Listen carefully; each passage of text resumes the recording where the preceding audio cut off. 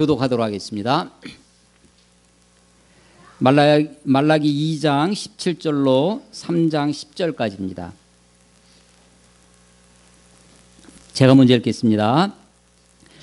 너희가 말로 여호와를 괴롭게 하고도 이르기를 우리가 어떻게 여호와를 괴롭혀 드렸나이까 하는도다. 이는 너희가 말하기를 모든 악을 행하는 자는 여호와의 눈에 좋게 보이며 그에게 기쁨이 된다 하며 또 말하기를 정의의 하나님이 어디 계시냐 함이니라.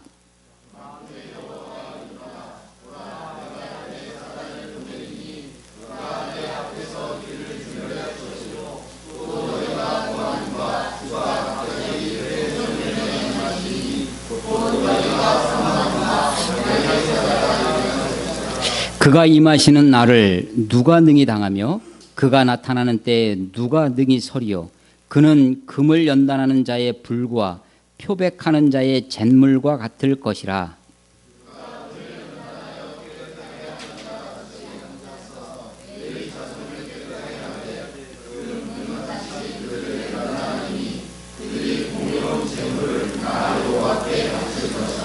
그때 유다와 예루살렘의 봉헌물이 옛날과 고대와 같이 나 여호와께 기쁨이 되려니와.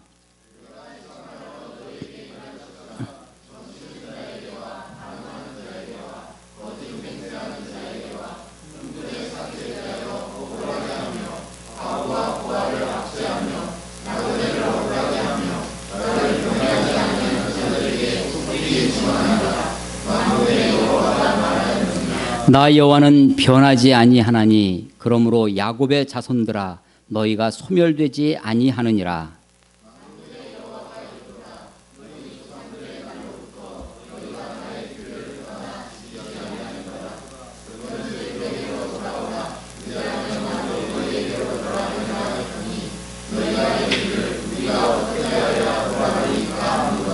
사람이 어찌 하나님의 것을 도둑질하겠느냐. 그러나 너희는 나의 것을 도둑질하고도 말하기를 우리가 어떻게 주의 것을 도둑질하였나이까 하는도다. 이는 곧 11조와 봉헌물이라.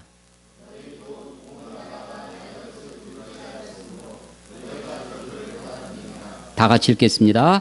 만군의 여호와가 이르노라. 너희의 온전한 11조를 창고에 들여 나의 집에 양식이 있게 하고 그것으로 나를 시험하여 내가 하늘문을 열고 너희에게 복을 쌓을 곳이 없도록 붙지 아니하나 보라. 아멘. 아멘.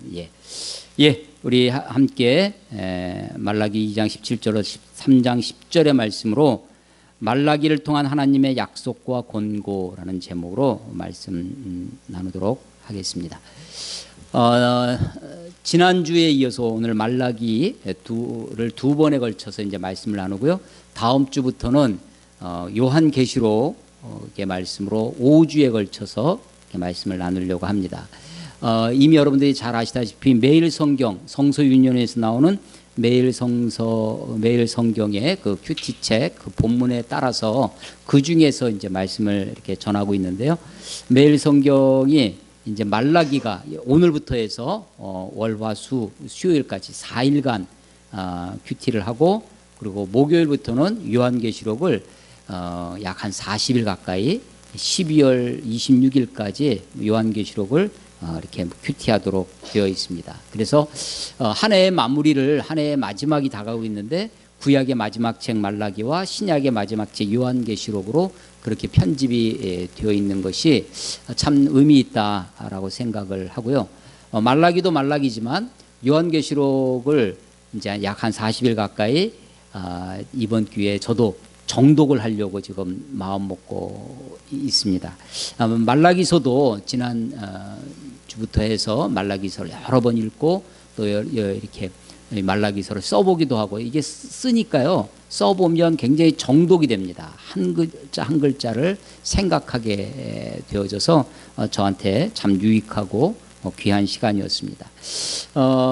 말라기서에 관한 여러 책들을 또 자료도 찾아보고 또 설교도 이렇게 들어보고 했는데 특히 이번 주에는 이 3장 4장의 말씀을 가지고 이렇게 자료를 찾아보니까 대부분 11조에 집중이 되어 있습니다. 그래서 이 3장 10절에 있는 말씀을 중심으로 11조에 대한 말씀으로 가득 되어 있는 것을 이제 보게 됩니다. 그 설교를 들어보면 사실은 앞뒤 문맥에서 이 말씀을 왜 하시는지에 대한 언급은 별로 없고 11조 하나에 초점이 맞춰져 있는 것을 보고 이게 조금 치우친 면이 있구나 라는 생각을 많이 하게 되었습니다.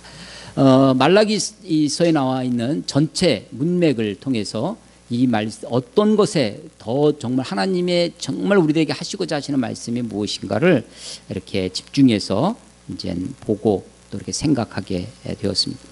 11조가 어느 정도 우리 한국 교회에 지금 논쟁이 되고 있냐면요, 아주 극과 극이 있어요. 11조를 안 하면 하나님의 것을 도둑질하는 것이다라고 하는 데서부터 11조를 걷는 목사, 그 설교 제목이요, 11조를 거두는 목사는 지옥에 간다. 이게 설교 제목이에요. 그러니까 11조가 폐지되었다라고 얘기할 뿐만 아니라 그 정도가 아니라 더 극단적으로 11조를 거두는 목사는 지옥에 간다. 이게 설교 제목으로 하는. 그래서 11조가 폐지되었다라고 하는 논지는 그건 구약이다. 율법이다. 신약에서는 11조에는 언급이 없다. 신약교회, 초대교회가 11조를 한 적이 없다. 또 교회사를 통해서 11조가 없어졌다라고 하는 논지를 피고 있죠. 그런데 이제 거기에도 몇 가지 이렇게 그릇된 것이, 잘못된 것이 있는데요. 신약에 11조에 언급이 없다고 하는 것은 그렇지 않습니다. 마태복음 23장 23절에도 보면 11조에 대한 언급이 분명히 있고요. 누가복음 18장에도 있고 히브리서 7장에도 히브리서 7장에도 11조에 대한 언급이 분명히 되어 있는 거죠. 아마도 그 논쟁의 뿌리에 있는 깊은 이 심성은 아마도 11조의 그 찬반 논쟁의 뿌리는 사실은 11조 사용이 온전하지 못하기 때문에 11조를 잘 사용하지 못하는 한국교회, 현대교회에 대한 반증이 아닌가 이런 생각을 하게 됩니다. 우리가 온전한 11조와 비슷한 단어를 우리가 쓰는 용어로 바꾸면 아마 철저한 11조로 바꿀 수 있을 것입니다. 11조를 철저히 해서 한 사람 하면 대표적인 게 누구겠어요? 11조 잘한 사람들. 바리새인이죠. 바리새인들은 아주 11조를 아주 철저히 잘했습니다. 누가복음 18장 12절에 보면 이 바리새인들이 하나님께 나와서 기도하는 장면인데, 예수님의 말씀이, 예수님이 이제 비유를 드실 때 바리새인의 기도와 세리의 기도를 이렇게 비유로 드시면서 바리새인들이 하는 말입니다. 누가복음 18장 12절에 나는 일회에, 그러니까 7일 일주일에 일회에 2번씩 금식하고 또 소득의 11조를 드리나이다, 이렇게 했다는 거예요. 일주일 1회에 2번 금식했다는 이야기는 하루에 3끼라고 치면 3, 7, 20일 21번을 먹는데 그 중에 2번을 금식했다는 이야기는 먹는 것도 11조를 했다는 겁니다. 11조를 할 때, 금식을 할 때 그냥 밥만 굶으면 구음식이죠. 구음식이요. 근데 금식을 했다는 거는, 금식했다라고 하는 이야기는 식사만 하지 않은 것이 아니라 그 시간에 하나님께 기도했다는 거죠. 그러니까 일주일에 2번 금식했습니다라는 이 소리는 내 먹는 육체의 11조도 했을 뿐만 아니라 시간의 11조까지 한 사람들이 이 바리새인들입니다. 소득의 11조를 드리나이다라고 했어요. 마태복음 23장 23절에도 보면 이 사람들이 뭐라고 하냐면 예수님이 하시는 말씀이에요. 23장 23절 화 있을진저 외식하는 서기관들과 바리새인들이여 너희가 박하와 회향과 근체의 11조. 사실은 이런 거는 잘 11조를 하지 않는 것들이에요. 소득이 아닐 수 있거든요. 그런데 박하와 회향과 근체의 11조를 들이되 그런 것까지는 다 하면서 율법에 더 중한 바 정의와 긍휼과 믿음은 버렸도다. 그러나 이것도 행하고 저것도 버리지 말아야 할지니라. 누가복음에 있는 것처럼 일주일에 2번씩 금식을 하고 소득의 11조도 드리고, 마태복음에 있는 것처럼 박하와 해양과 근처의 11조까지 아주 철저하게 드렸는데, 이런 바리새인들을 향해서 예수님이 칭찬하시는 말이 어투가 아닙니다. 이거는 그러니까 철저하게 11조를 했지만 예수님은 외식하는 서기관들과 바리새인들이요 라고 그렇게 예수님이 책망을 하고 있는 거죠. 그러니까 온전한 11조가 철저한 11조, 우리가 11조를 하다 보면 뭐 몇십 원까지 이렇게 계산을 해서 11조를 철저히 하는 사람이 있죠.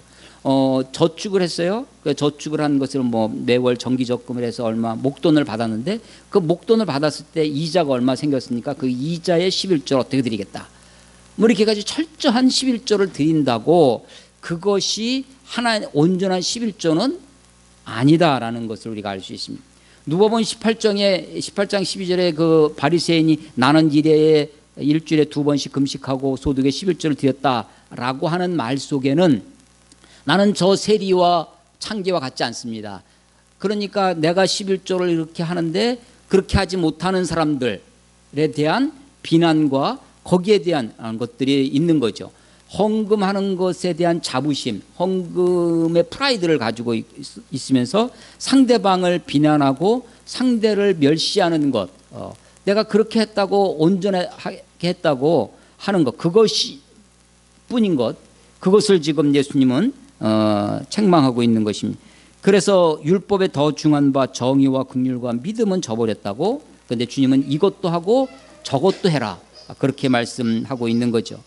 그 마태복음 23장 23절 바로 그 말씀 바로 다음에 24절 말씀에 보면 맹인된 인도자여 하루살이는 걸러내고 낙타는 삼키도다. 하루살이와 낙타로 비유했는데, 하루살이가 뭐냐면 철저한 11조예요. 박하와 회양과 근처의 11조, 아주 자기는 철저하게 드린다고 했지만 그건 하루살이에 불과하다. 더 중요한 게 있다. 더 큰 낙타 같은 게 있는데, 율법에 더 중요한 것, 더 중요한 정의와 긍휼과 믿음을, 그걸 지켜야 된다라고 하는 것입니다. 사실은 이 11조 말씀을 왜 하시게 됐느냐라고 하는 문맥, 이 말라기서의 문맥을 통해서 이 11조 말씀을 하시게 된 이 말라기 저자의 의도를 우리가 좀 더 생각해 봐야 할 것입니다. 말라기서는 신약의 마지막 책이에요. 구약의 마지막 책입니다. 신약과의 사이에 약 400년간의 말씀이 없는 시간, 신구약 중간기가 있다고 했죠. 그래서 기원전 약 420여 년경에 말라기서가 기록되어진 것으로 여겨집니다. 지난주 설교에 제가 이 말라기를 통한 하나님의 경고, 말라기를 통한 하나님의 경고와 탄식이라는 제목으로 지난주에 말라기서를 말씀을 드렸는데, 하나님이 어떻게 탄식하냐면 이 성전문을 닫을 자가 있었으면 좋겠다. 말라기 1장 10절에 이렇게 말씀하십니다. 만군의 여호와가 이르노라 너희가 내 제단 위에 헛되이 불사르지 못하게 하기 위하여 너희 중에 성전문을 닫을 자가 있었으면 좋겠도다. 이게 하나님의 말씀. 성전문을 닫는 게 오히려 낫겠다라고 하는 것이죠. 경고라고 했는데, 이 경고라고 하는 게 1장 1절에 여호와께서 말라기를 통하여 이스라엘에게 말씀하신 경고라. 경고가 마사라고 하는 단어라고 제가 지난주에 말씀을 드렸는데요. 이 경고라고 쓰여진 선지서가 또 한 권 있다고 말씀드렸습니다. 그게 하박국서죠. 하박국서도 똑같이 하나님의 경고다라고 했는데, 그 경고가 어떻게 되냐면 사실은 하박국서와 말라기서의 공통점이 하나님과 선지자 사이의 논박입니다. 논쟁이에요. 그런데 하박국서는 하박국이 하나님께 따져요. 하나님 어찌하여 언제까지 이 불의를, 이 율법이 해이해지고 이 패역이 감을 하나님 언제까지 지켜보고 계시겠습니까? 이 악한 것들을 왜 두고 보시냐고 하나님께 따지는 거죠. 하나님 앞에 나아가서 막 논박하고 선지자가 나가서 하는 거예요. 그런데 말라기서는 반대라고 했습니다. 반대를. 하나님이 이스라엘을 향하여 너희가 어떻게 이렇게 하고 있느냐, 너희가 왜 이러고 있느냐, 하나님의 논박입니다. 그런데 말라기서는 그 논쟁이, 하나님의 논쟁이 몇 가지가 있다고 했냐면 6가지가 있다고 했습니다. 지난주에 3가지를 말씀드린 거고요. 오늘 3장, 4장, 2장 17절부터 3편의 논쟁이 있습니다. 오늘 제가 주보에 보면 밑줄을 하나 2장 17절 우리가 어떻게 여호와를 괴롭혀 드렸나이까. 이게 지금 이스라엘 백성들의 반론이에요. 그래서 이 구조가 어떻게 되냐면 하나님이 어떤 말씀을 하면 이스라엘이 하나님 어떻게 우리가 언제 그래. 그러니까 첫 번째 논쟁이 뭐였냐면 내가 너희들을 사랑한다. 내가 너희를 아직도 사랑한다. Still love you. 내가 너희들 옛날부터 사랑했는데 지금도 사랑한다. Have loved you. 이렇게 내가 너희를 근데 하나님 언제 우리를 어떻게 사랑했습니까? 하고 이스라엘이 따졌다는 거죠. 그런데 이 네 번째 논쟁이 뭐냐면 2장 17절입니다. 너희가 말로 여호와를 괴롭게 하고도 말로 너희를 괴롭한다는 거예요. 3장 13절을 봐보세요. 이건 여섯 번째 마지막 논쟁인데 3장 13절 보면 여호와가 이르노라 너희가 완악한 말로 나를 대적하고도 이르기를 우리가 무슨 말로 주를 대적하였나이까. 2장 17절에는 우리가 어떻게 여호와를 괴롭혀 드렸나이까 하는데 3장 13절에는 우리가 무슨 말로 주를 대적하였나이까. 비슷한 거죠. 우리가 언제 하나님 괴롭힌 적이 있습니까? 우리가 언제 하나님께 대적한 적이 있습니까? 라고 하는 거죠. 그런데 2장 17절에 보시면 이는 너희가 말하기를 모든 악을 행하는 자는 여호와의 눈에 좋게 보이며 그에게 기쁨이 된다 하며 또 말하기를 정의의 하나님이 어디 계시냐 함이니라. 무슨 말씀이냐면 너희가 말한다는 거예요. 이스라엘 사람들이 말하기를 모든 악을 행하는 자는 여호와의 눈에 좋게 보이며. 이게 무슨 악을 행하는 사람이 잘 되는 거예요. 악을 행하는 사람이 번성해. 악을 행하는 사람들이 성공하고 출세해. 그러니까 바로 하나님이 축복해 주신 것이 아니냐. 하나님 눈에 좋게 보인 것이 아니냐. 이게 하나님을 조롱하는 말입니다. 사실은. 모든 악을 행하는 자는 여호와의 눈에 좋게 보이며 그에게 기쁨이 된다. 하나님께 기쁨이 된다는 거예요. 수단과 방법을 가리지 않고 악을 행해서라도 번성하고 출세하고 성공하면 하나님이 그걸 기뻐하시고 하나님이 그걸 좋게 여기신다는 거예요. 그러면서 하는 얘기가 야 정의의 하나님 어디 계시냐. 사람들이 이렇게 하는 이 말이 하나님을 괴롭히는 말이라는 거예요. 너희가 말로 나를 여호와를 괴롭히고도 말하기를 우리가 어떻게 여호와를 괴롭혀 드렸나이까 라고 하는 것. 이에 대한 하나님의 반론이 3장 1절입니다. 만군의 여호와가 이르노라 보라 내가 내 사자를 보내리니. 말라기의 뜻이 뭐라고요? 말라기가 사람 이름이에요? 혹은 사람 이름이 아닐 수도 있어요. 사실은 정확하지 않다고 그랬죠. 말라기 3글자 다 이름이에요. 이게 뭐냐면 나의 사자, 나의 메신저, 나의 전령이라는 나의 사자.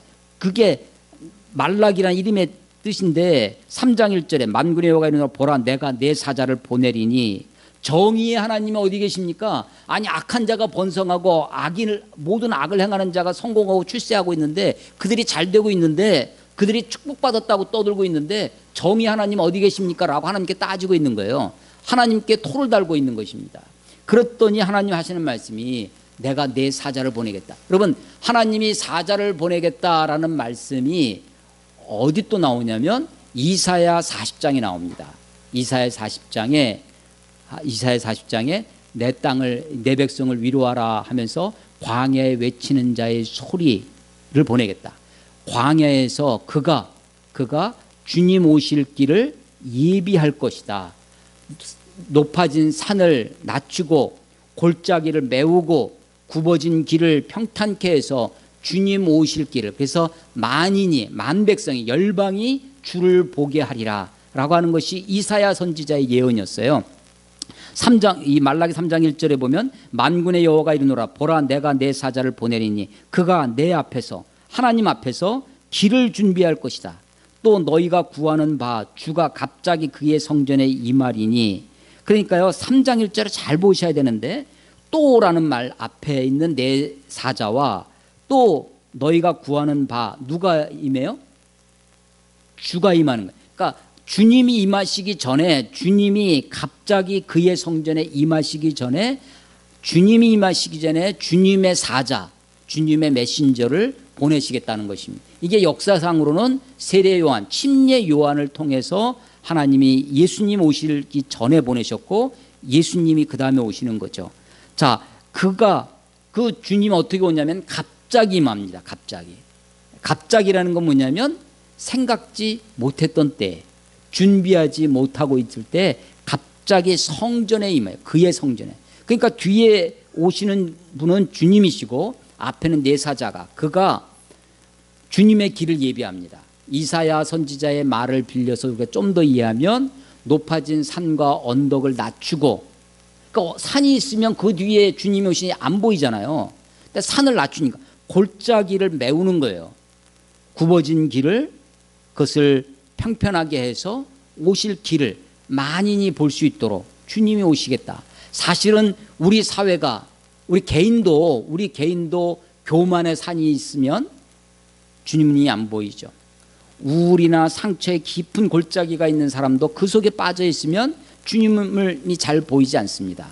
그런데 그 길을 평탄케 하면 주님 오실 길을, 그 길을 어디에서 예비하는 거냐면 이사야 선지자의 말을 빌리면 예루살렘 거리에서, 번화가에서 하는 것이 아니라 광야에서, 사막에서 그 길을 예비하는 것이에요. 그 길. 어쩌면 광야와 사막은 사람들이 잘 찾는 곳이 아닙니다. 그리고 광야와 사막은 거칠고 험악하고 고생의 길, 고난의 장소일 것입니다. 누가복음 3장에 보면 이 침례 요한이 광야에서 하나님의 말씀이 임해서 거기서 회개하라고 외치는, 광야에 외치는 자의 소리가 되는 것이죠. 그런데 그분, 이제 그 네 사자가 온 다음에 주님이 임하시면 하실 일이 3장 2절에 그가 임하시는 날에 누가 능히 당하며 그가 나타나는 때에 누가 능히 서려. 그렇습니다. 하나님 앞에 아무도 설 자가 없고 하나님을 당해낼 자가 아무도 없는 것이죠. 2절, 그는 금을 연단하는 자의 불과 표백하는 자의 잿물과 같을 것이라. 이게 기원전 400여 년 전에 쓰여진 책이에요. 지금으로부터 약 2500년 전의 이야기입니다. 그것도 이스라엘 땅에서 일입니다. 근데 우리 옛날 어렸을 때 비누 이런 표백제가 없을 때 잿물을 받아서 그 잿물로, 양잿물이라고 했는데 잿물로 그걸로 빨래하고 세탁하고 했는데 여기도 보니까 표백하는 잿물 이야기가 나와요. 금을 연단하는, 금속을 뜨거운 불에 달궈서 거기서 얻고자 하는 순수한 그 금을 분리해내고 불순물을 정제하는 과정이죠. 그래서 금을 연단하는 불과 표백하는 자의 잿물과 같을 것이라. 그분이 오셔서 하실 일이에요. 그분이 오셔서, 주님이 오셔서 하실 일. 그렇게 금을 연단하는 불처럼 재련하고 잿물과 같이 표백하고, 재련과 표백의 목적은 3절입니다. 그가 은을 연단하여 깨끗하게 하는 자 같이 앉아서 레위 자손을 깨끗하게 하되 금은같이 그들을 연단하리니 그들이 공의로운 제물을 나 여호와께 바칠 것이라. 지난주에 하나님의 탄식하시기를 나 여호와를 멸시하는 제사장들이 하나님을 멸시한다고 했죠. 눈먼 것, 저는 것, 상한 것을 가지고 와서 하나님께 제물을 드린다고 하는 하나님을 멸시하는 제사장들, 그 제사장들이 어디 있냐면 이 레위 자손들 중에서 나오는 거죠. 하나님이 표백을 하신답니다. 하나님이 재련하시, 불로 연단한 은을, 금을 연단하듯이 불순물을 제거해서 뜨거운 물에 집어넣고 잿물에 집어넣어서 표백을 하듯이 누구를 한다고 하냐면 레위의 자손들이라고 합니다. 그러니까 아마도 오늘날도 사실은 우리 한국 교회가 이렇게 어려움을 당하고 온갖 세상으로부터 조롱을 당하고 있는 그 많은 이유가 사실은 목회자들에게 있을 것입니다. 레위 자손을 깨끗하게 하되 근음을 연단하리니 그들이 공의로운 제물을 나여, 그제서야 표백되어져야, 연단을 받아야 깨끗해져야 그 다음에 드려지는 것, 그것이 공의로운 제물이 된다는 것입니다. 4절, 그때 유다와 예루살렘의 봉헌물이 옛날과 고대와 같이 나 여호와께 기쁨이 되려니와. 그제사 깨끗하게 드려져야 하나님의 기쁨이 된다는 것입니다. 5절 내가 심판하러 너에게 임할 것이라. 예, 그분이 오셔서 하실 일은 뭐냐면 세상을 심판하는 것입니다. 그런데 이 세상을 누구를 심판하느냐? 5절에 보시면 점치는 자에게와 간음하는 자에게와 거짓 맹세하는 자에게와 품꾼의 사기에 대하여 억울하게 하며 과부와 고아를 압제하며 나그네를 억울하게 하며 나를 경외하지 아니하는 자들 7명의 사람들. 그러니까요, 이 사람들이 누구냐면 이 사람들이 레위 자손들입니까? 심판의 대상자들은 사실은 3절에는 레위 자손을 깨끗하게 한다고 했는데 5절에는 그 심판의 대상자들을 나와 있는 사람들은 이스라엘 백성들입니다. 이스라엘 백성들이에요. 그러니까 사실은 레위 자손들은 그들의 삶의 결과물로 하나님 앞에 나와 제사하고 예배하고 그것의 표현이죠. 그러나 사실은 그것은 빙산의 일각이고 그 삶의 밑바닥을 이루고 있는 이스라엘 백성들의 죄악, 그들을 심판하시는 것입니다. 그러니까 레위 자손을 깨끗하게 한다고 하니까, 목사님들을 심판한다고 하니까 그것만으로 우리 성도들이 안심할 게 아니라 내 삶이 하나님 앞에 어떻게 드려지고 있는가를 보아야 할 것입니다. 3장 6절부터는 5번째 논쟁입니다. 나 여호와는 변하지 아니하나니 그러므로 야곱의 자손들아 너희가 소멸되지 않으니라. 예, 심판하신다. 그분이 오셔서 내 사자를 보내서 그 길을 예비하고 주가 갑자기 그의 성전에 임해서 표백하고 그리고 연단시켜서 우리를 깨끗게 하셔서 하나님이 기쁘시는 공의로운 제물을 드릴 것이고 그때 하나님이 온 세상을 심판하실 것인데, 그런데 6절에 그런데 걱정하지 말아라. 내가 신실하다. 나는 변하지 않는 신실한 하나님이다. 나 여호와는 변하지 아니하나니 그러므로 야곱의 자손들아 이스라엘 백성들아 너희가 소멸되지 않을 것이다. 그런데 하나님은 그런데 너희들이 왜 이러고 있느냐? 3장 7절 만군의 여호와가 이르노라 너희 조상들의 날로부터 너희가 나의 규례를 떠나 지키지 아니하였도다. 그런즉 내게로 돌아오라. 그리하면 나도 너희에게로 돌아가리라. 하나님이 이렇게 권고하고 계십니다. 그러니까 지금 이 말라기를 통해서 하나님이 권고하시는 거예요. 내게로 돌아오라고. 내가 너에게로 돌아가겠다. 그러니까 지금 이스라엘 백성들이 어떤 상태예요? 하나님을 떠난 상태라는 겁니다. 그랬더니 3장 7절에 너희가 이르기를 우리가 어떻게 해야 돌아가리까? 라고 하나님, 아니 우리가 어떻게 주님께 돌아가겠습니까? 라고 따지고 있는 거예요. 그 하나님께 돌아가는 방법으로서 말씀하시는 것이 그게 11조에 관한 말씀입니다. 11조는요 9절에 보면 너희 곧 온 나라가 나의 것을 도둑질하였으므로 너희가 저주를 받았는, 온 나라라고 하는 거죠. 그러니까 11조가 폐지되었다라고 하는 사람들의 주장 중에 하나가 11조가 세금이었다라고 하는 거예요. 그러니까 11조가 율법이었다라고 비판하는, 그래서 폐지되었다고 하는 사람들 있잖아요. 사실은 아브라함이 11조를 바쳤습니다. 야곱이 11조를 했어요. 그것은 율법, 모세 이전에 약 500, 모세보다 율법보다 500여 년 전 앞선 이야기예요. 그러니까 11조는 율법 그 이상입니다.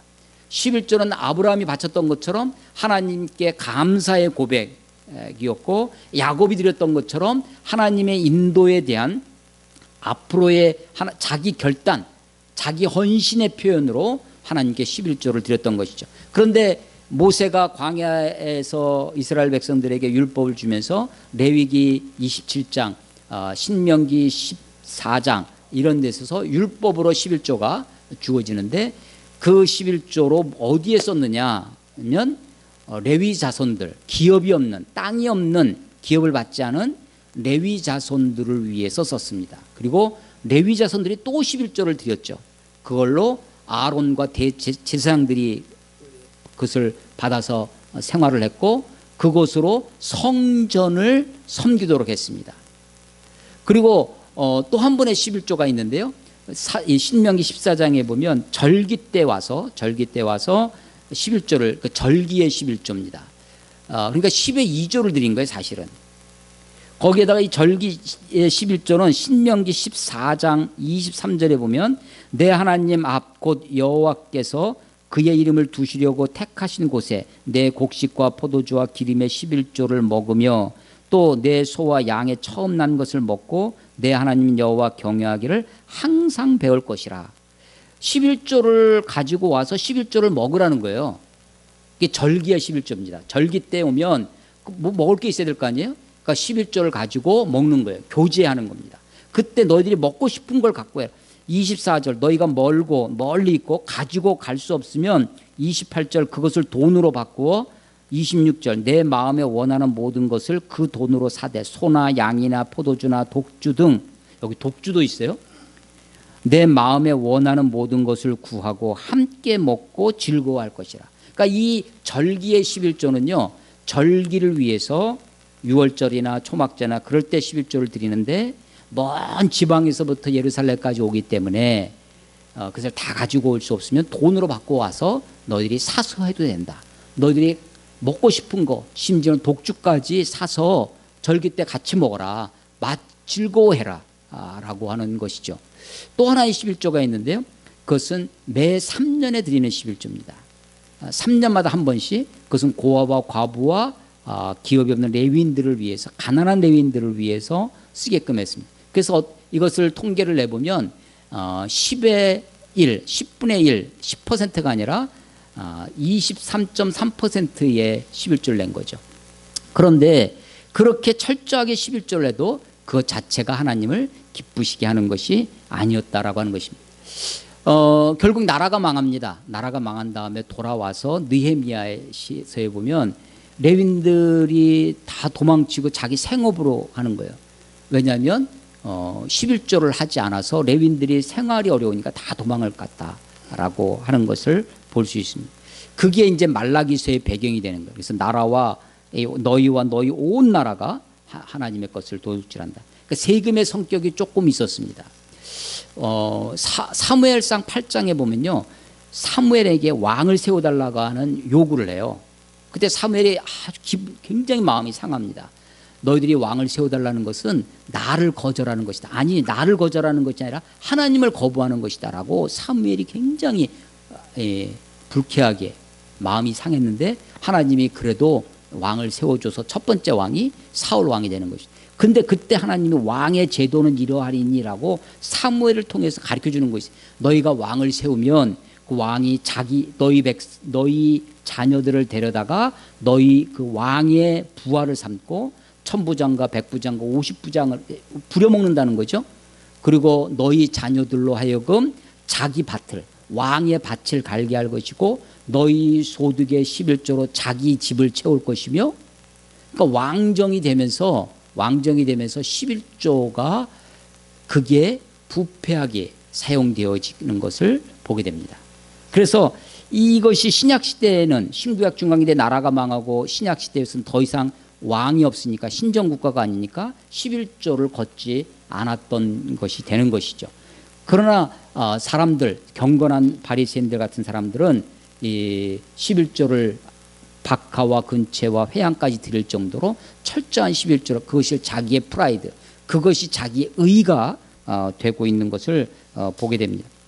하나님은 말라기를 통해서 권고를 하시는데 뭐라고 권고하시냐면 하나님께로 돌아오라고, 하나님과의 관계를 회복할 것을 말씀하고 계십니다. 철저한 11조가 중요한 것이 아니라 더 중요한 것은 하나님께 돌아오는 것입니다. 하나님과의 온전한 관계입니다. 아브라함이 드렸던 것처럼 감사의 표현으로, 야곱이 드렸던 것처럼 헌신의 표현으로, 레위인들을 위한 11조, 절기를 위한 11조처럼 공동체를 돌아보고 교회의 성전의 일들을 세워가는 일에, 또 고아와 과부와 나그네들을 돌보는 일에 우리가 마음을 써야 할 것입니다. 감사절의 정신은, 감사는 하나님께 찬양과 감사를 드리고 우리의 형제와 이웃에게는 나눔으로 나타나야, 감사는, 그래서 우리가 뭐 하나의 표현으로 했지만 우리 함께 찬양하고 뭐 적은 과일이고 그렇지만 그래서 함께 우리 나누고, 이것은 하나의 드라마고 표현일 것입니다. 우리의 삶을 통해서, 우리의 일상생활을 통해서 하나님을 예배하는 삶, 일상을 통해서 우리에게 주신 축복을 다른 사람들과 나누는 삶이 되어질 때 감사의 정신이 온전히 되어질 것입니다. 바리새인들이 철저한 11조를 하고도 주님으로부터 외식하는 서기관들과 바리새인들이라고 책망을 받았습니다. 약대는 하루 살리는 걸러내고 낙타는 걸러내는 그런 우를 범하지 아니하고 우리가 본질이 무엇인지 정말 기독교인들이 그리스도인들이 마음의 중심에 두고 살아야 할 것이 무엇인지를 깊이 생각하는 저와 여러분이 되었으면 좋겠고, 특별히 오늘부터 시작해서 월화수 3일 오늘까지 4일간 말라기서를 여러분 아침마다 묵상할 때 말라기서를 다시 한번 잘 읽어보시고 하나님의 경고가 무엇인지, 우리들에게 주시는 약속이 무엇인지, 다시 임하시겠다고 심판의 주로 오시는 주님 앞에 온전히 서는 저와 여러분이 되시기를 주의 이름으로 축원합니다. 기도하겠습니다. 하나님 아버지, 은혜를 감사합니다. 마지막 때가 다가오고 있습니다. 이 세대를 생각하면서 다시 한번 말씀을 붙들고 우리 자신을 돌아보게 하시고, 주님이 내게로 돌아오라, 그리하면 내가 너희에게로 돌아가리라 라고 말씀하시는 것처럼 하나님, 우리가 주님께로 온전히 우리의 마음과 생각이 향하여서 주님께 돌아갈 수 있도록, 갑자기 주가 그의 성전에 임하시겠다고 말씀하시는데 하나님, 주의 날을 우리도 예비할 수 있도록 하나님 인도해 주시옵소서.